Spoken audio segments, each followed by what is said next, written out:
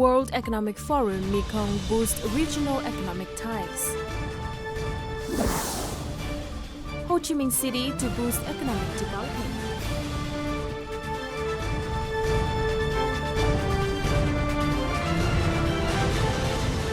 Hello and welcome to this edition of BizLine brought to you by VTV International. You're with me, Lina Pham, and as usual, we'll begin our program by reviewing the economic highlights over the past week.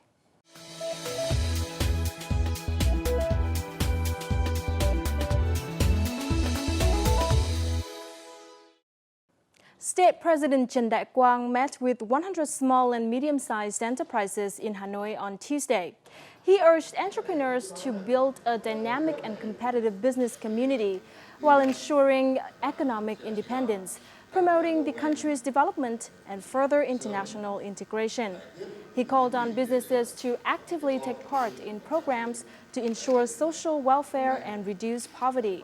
Given numerous challenges to sustainable development of businesses, President Trần Đại Quang affirmed party and state's dedication to creating healthy business environment.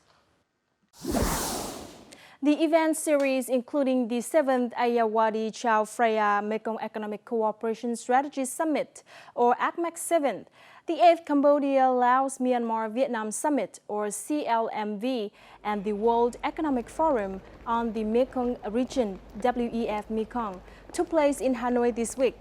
This is the first time the three events have been held at the same time. Regional leaders and more than 180 global firms, including 11 Vietnamese enterprises, attended the WEF Mekong and discussed solutions to overcome challenges and boost regional trade in the region. This is also an important opportunity for Vietnamese firms to look for partners overseas and to promote Vietnam's image to the international business community. One major topic at the WEF Mekong is the fourth industrial revolution. Attending scholars spent most of the time discussing how the revolution could address some of the main issues of the agricultural sector in the Mekong region, especially those that individual farmers are facing. Vietnam and Cambodia on Wednesday reached an agreement to enhance trade. Vietnamese Minister of Industry and Trade and Cambodian Minister of Commerce signed the deal in Hanoi in the presence of Prime Minister Nguyễn Xuân Phúc and his Cambodian counterpart Hun Sen. Businesses in each country will have more opportunities to access the other's markets. Under the agreement, Vietnam shall enjoy zero import taxes on 29 items when imported from the neighboring market, including milk and cream, tapioca, meat products. At the same time, Vietnam will also give a preferential import tax rate of 0% to 39 Cambodian goods, most of which are agricultural products such as meat, raw materials, lemons, rice, cakes, and raw tobacco leaves, in addition to plastic products, books, textiles, and bicycles. The National Assembly discussed the draft law on property auction on Monday. The draft law is aimed at protecting the rights and benefits of organizations and individuals in property auction. Some National Assembly deputies thought the draft law needs stricter regulations on auctioneers. They also held that the time of 5 years of experience required for auctioneers is too long and therefore should be reconsidered. They also voiced their concern over the intention of granting Vietnam Asset Management Company, or VAMC, the right to hold asset auctions. They said VAMC is currently assigned to be in charge of bad debts, and the fact that it may be assigned to hold asset auctions, especially through streamlined procedures, might trigger questions on transparency. Vietnam business environment improved in 2016, according to the World Bank's 2017 Doing Business report released on Wednesday. Vietnam went up from 91 out of 189 countries in last year's report to 82 out of 190 countries in the 2017 report. This year, Vietnam has made starting a business more difficult by requiring entrepreneurs to receive approval of samples before using them. Vietnam also made paying taxes easier and less costly. It also made border trading easier by implementing an electronic customs clearance system. The State Bank of Vietnam on Tuesday announced the central exchange rate of Vietnam Dong US dollar is 22,000 Vietnam Dong, which is an increase of 20 Vietnam Dong compared with Monday. Currently, the highest selling price is at 20,380 Vietnam Dong. The exchange rate is forecasted to remain stable this year, with fluctuations expected to be within a narrow range. However, price rises at the end of the year are inevitable, considering the market's volatility. Vina Capital forecasts the US dollar to rise to 22,700 Vietnam Dong by the end of the year after the official reference rate was upped by 0.8%.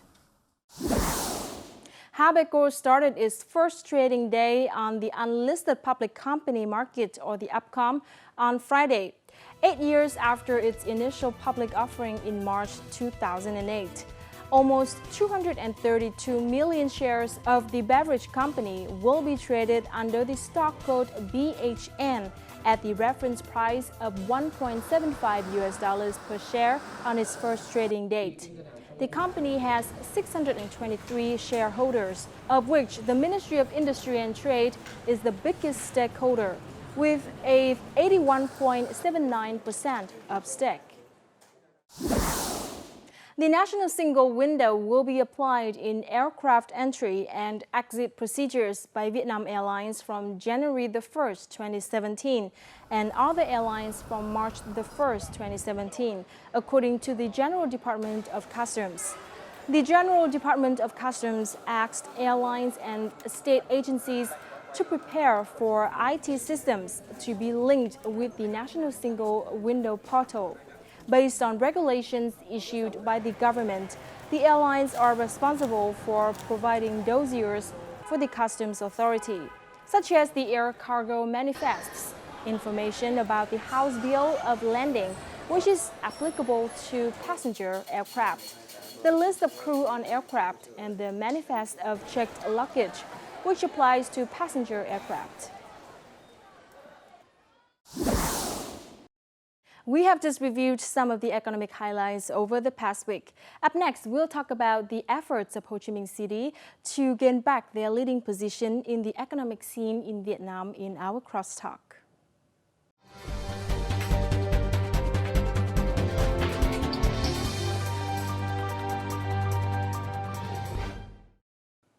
Ho Chí Minh City is the largest city in Vietnam. The city has transformed itself to a vibrant economic hub and has been known as Vietnam's economic locomotive. However, since the beginning of this year, foreign direct investment into Ho Chí Minh cities has seen significant drop compared to other cities and provinces. What are the reasons for this and solutions of the local authorities to meet the target of growth rate of 9.5 to 10% for the 2016-2020 period? I've sat down with Dr. Trần Anh Tuấn, Acting Director of the Ho Chí Minh Institute for Development Studies, to learn more about Ho Chí Minh City's efforts in getting back their leading economic position. But first, let's take a look at the following clip to have an overview of the economic scene in Ho Chí Minh City during the past 10 months. Ho Chí Minh City is the largest city of Vietnam. Located in the south of Vietnam, it is considered an important driving impetus of the economy of the country. The city accounts for 21.3% GDP and 30% the total budget of the nation. In the first 9 months of 2016, the municipal growth rate reached 7.76%, according to the General Statistics Office of Vietnam. Specifically, Index of Industrial Production, or IIP, in the given period saw an increase of 7.3% year-on-year to reach $9.9 million. Retail goods and service revenue rose by 10.2% year-on-year to reach $17.55 million. The total capital of social investment is over $9.67 billion, up 9.9% compared to the same period last year. There are 26,000 newly established enterprises in the city, with a total registered capital of $9.54 million, up 17% in quantity and up 50% in registered capital year-on-year. Ho Chi Minh City is determined to successfully implement socio-economic development plan for 2016-2020 period.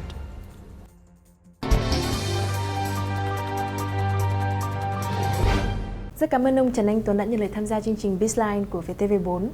Thưa ông có đánh giá như thế nào về tổng quan phát triển kinh tế của thành phố Hồ Chí Minh trong 8 tháng vừa qua? Xét về cái phương diện tổng cầu nền kinh tế thì các chỉ số về tổng cầu đều tăng. Trong đó là về tiêu dùng, bán lẻ hàng hóa dịch vụ thì tăng có mức tăng khá cao so với cùng kỳ, tăng trên 10%. Về lao động tiếp tục có những cái chuyển biến rất là tốt trong cái việc mà những cái thu hút lao động vào những cái ngành mà có hàm lượng khoa học công nghệ chất xám cao theo định hướng phát triển của thành phố. Trong cái ngành công nghiệp thì lao động có xu hướng cũng chuyển dịch qua 4 cái ngành mà có thành phố đang tập trung để phát triển: điện, điện tử, cơ khí, chế tạo, chế biến tinh, lương thực, thực phẩm. Đầu tư thì cũng thu hút đầu tư mạnh vào những cái nhóm ngành đó. Những điểm sáng trong môi trường đầu tư kinh doanh của thành phố Hồ Chí Minh trong thời gian qua là gì ạ? Chính quyền thành phố đang rất là quan tâm, đặc biệt quan tâm tạo điều kiện tối đa cho doanh nghiệp sản xuất, thu hút cái nguồn vốn từ xã hội hóa vào trong cái đầu tư phát triển, tạo điều kiện cho cái doanh nghiệp tiếp cận về vốn, nguồn lực, về đất đai, đổi mới cái công nghệ sản xuất cũng như kết nối doanh nghiệp vào trong cái chuỗi sản xuất của một số cái doanh nghiệp lớn mà thành phố đã thu hút được từ những năm trước. Intel, Samsung, những cái tập đoàn đa quốc gia đó thì gắn kết vào cái thủ tục hành chính về thuế, về nộp thuế, về hoàn thuế. Tất cả những cái đó thì đang tập trung hoàn thiện cái quy trình áp dụng, ứng dụng cái công nghệ thông tin. Among investors from 39 countries and territories, Japan is the biggest foreign investor with investment capital of $116.2 million, accounting for 15.5%. Singapore ranks second, taking up 13.2% of total foreign investment capital. So far this year, there have been around 600 registered foreign invested projects with total registered capital of $800 million, up 45% in the number of projects. Yet, the total capital is just 1/3 of that last year.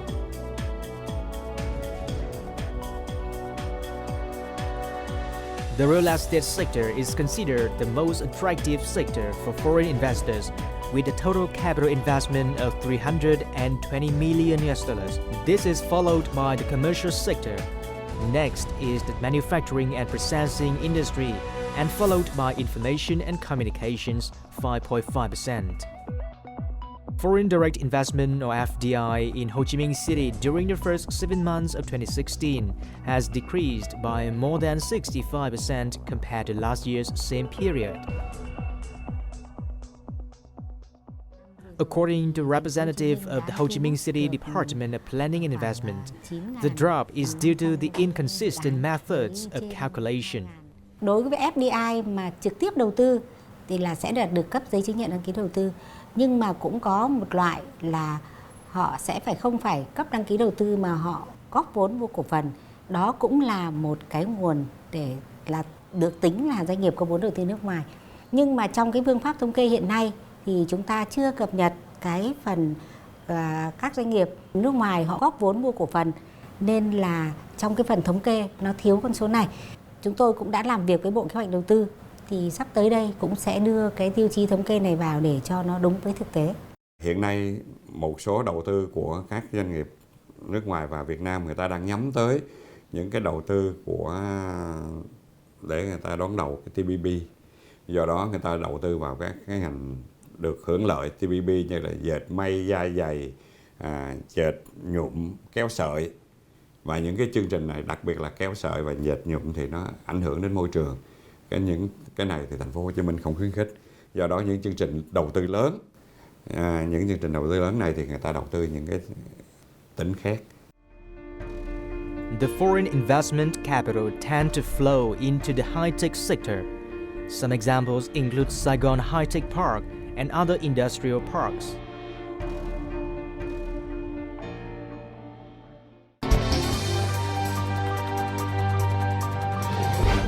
Hỗ trợ tăng năng lực cạnh tranh cho các doanh nghiệp vừa và nhỏ cũng là một mục tiêu quan trọng của thành phố. Vậy ông đánh giá những cái thuận lợi và khó khăn trong việc triển khai những cái chính sách hỗ trợ doanh nghiệp vừa và nhỏ là như thế nào?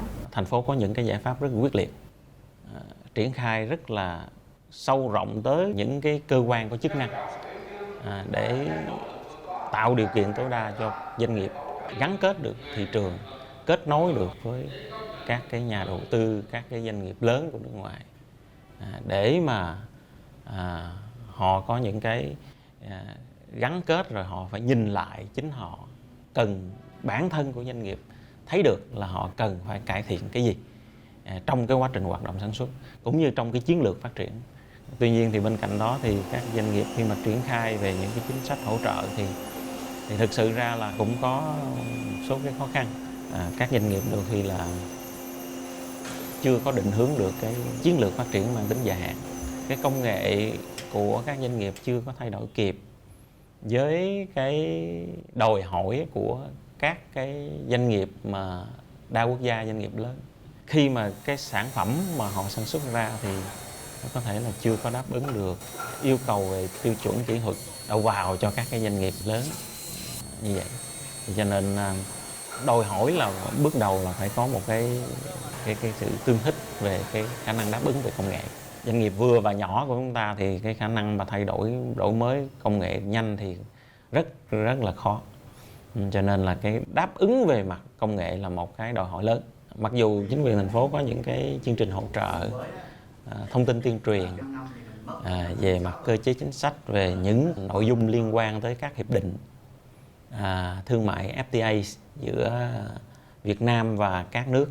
Tuy nhiên thì chúng ta thấy rằng là để đi vào trong cái thực tiễn hoạt động sản xuất kinh doanh mà thực sự của doanh nghiệp nó cũng còn một cái khoảng cách nhất định.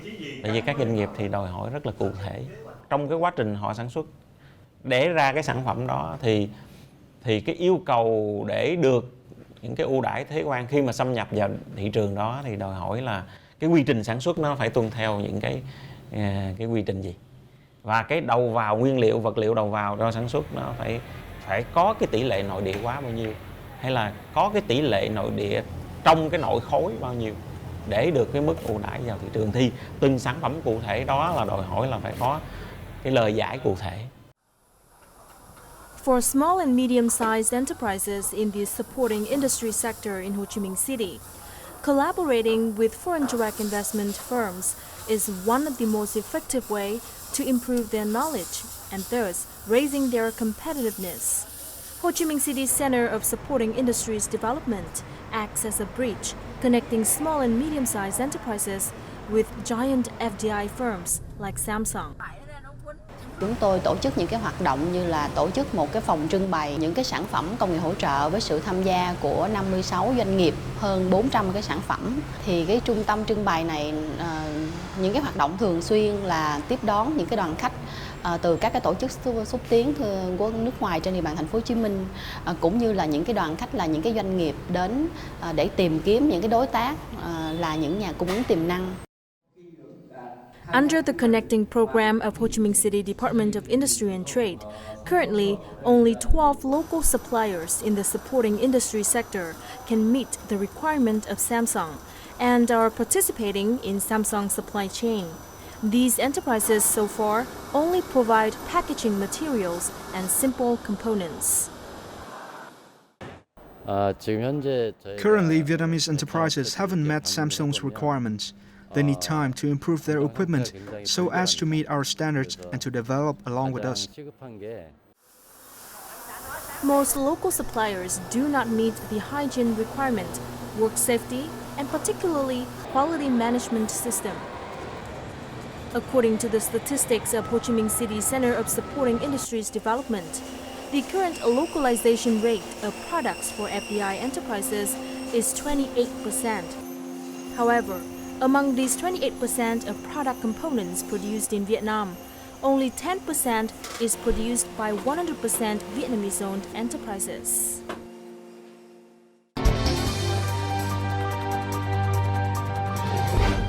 Để hỗ trợ cho doanh nghiệp phát triển thì vấn đề vốn cũng là một vấn đề rất quan trọng. Vậy thì theo ông làm thế nào để chúng ta có thể tăng thêm vốn để hỗ trợ cho các doanh nghiệp vừa và nhỏ? Thành phố có những cái chính sách, chương trình kích cầu của thành phố để hỗ trợ lãi suất đối với những cái doanh nghiệp mà đầu tư phát triển những cái ngành mà thành phố đang tập trung phát triển ngành công nghiệp hỗ trợ. Ngoài ra thì có cái chính sách về hỗ trợ liên quan tới đổi mới về công nghệ sản xuất đối với các doanh nghiệp. Thu hút kiều hối thì cũng là một điểm sáng. Vậy thì theo ông chúng ta có thể tận dụng cái nguồn lực này như thế nào cho phát triển kinh tế ạ? Trong những năm qua thì đây là cái nguồn vốn đóng cái vai trò ngày càng quan trọng trong tổng cái nguồn vốn chung của vốn đầu tư chung của thành phố để phát triển các cái sản phẩm, các ngành sản phẩm, các cái dịch vụ cao cấp. Chúng tôi rất là trân trọng tạo điều kiện tối đa để họ làm việc, đầu tư và trở về nước sinh sống. According to the State Bank of Ho Chi Minh City, by late September, the volume of remittances to Ho Chi Minh City through official channels reached $3.25 billion, up 12% from the previous month and increased by 4% over the same period last year. Remittances to Ho Chi Minh City mainly flows from the US and European markets. Most remittances are now used for production and investment activities, not for savings. In recent years, remittances to Ho Chi Minh City have increased by 10 to 12% per year on average. It is forecasted that by the end of this year, the total amount of remittances to Ho Chi Minh City can reach $6 billion. Remittances have become an important channel to raise capital for the economy. Currently, there are more than 2,500 enterprises invested by overseas Vietnamese in Ho Chi Minh City, with total charter capital of more than $1.6 billion.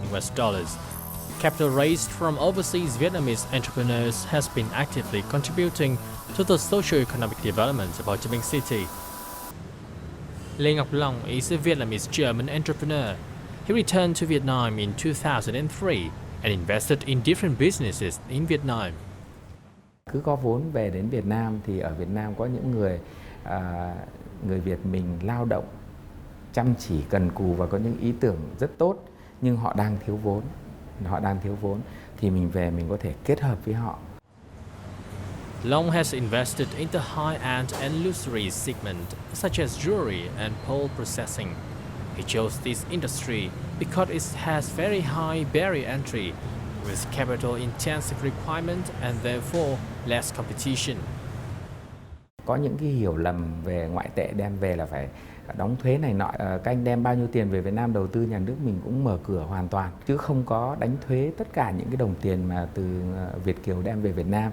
Thì cho nên mọi người chưa nắm được thông tin thì đừng có hiểu nhầm. In the context of global integration, cooperating with the overseas business community and experts has become an effective way to utilize resources for the economic development of Ho Chi Minh City in particular and Vietnam in general.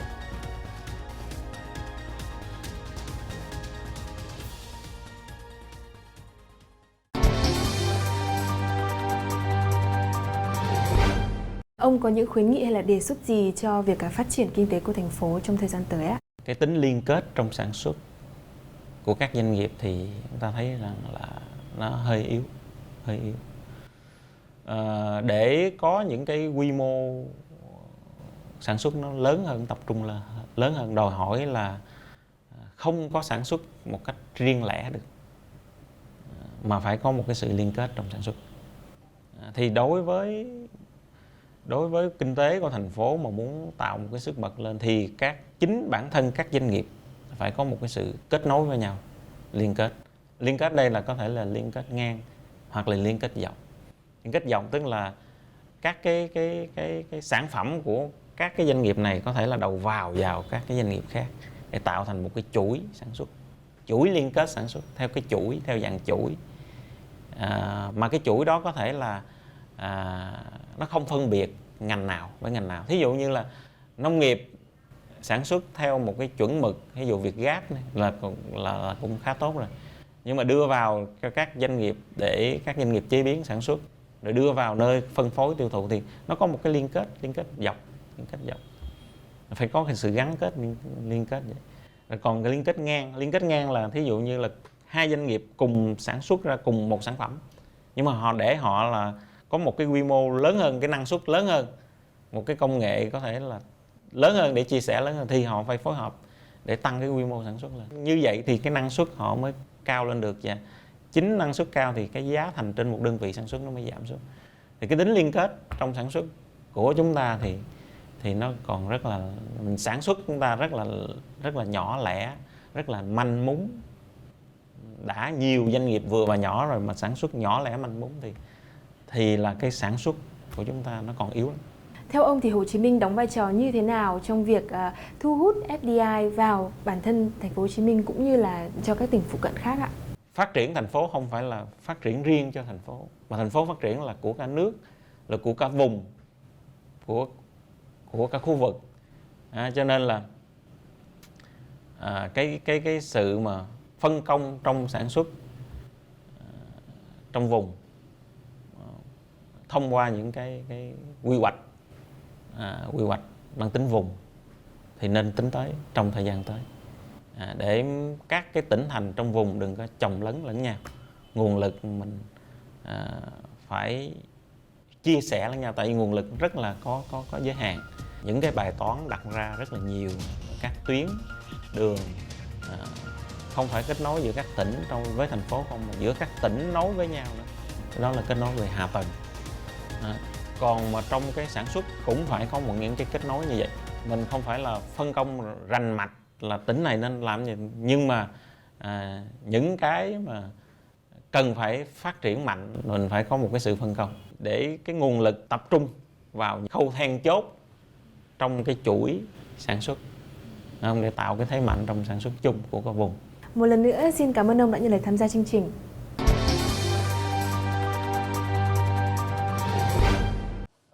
Growth is the result of many efforts, including annual investments from the city budget into technology upgrade in enterprises, creative solutions to overcome budget constraints, and the establishment of stronger links between different players in the economy.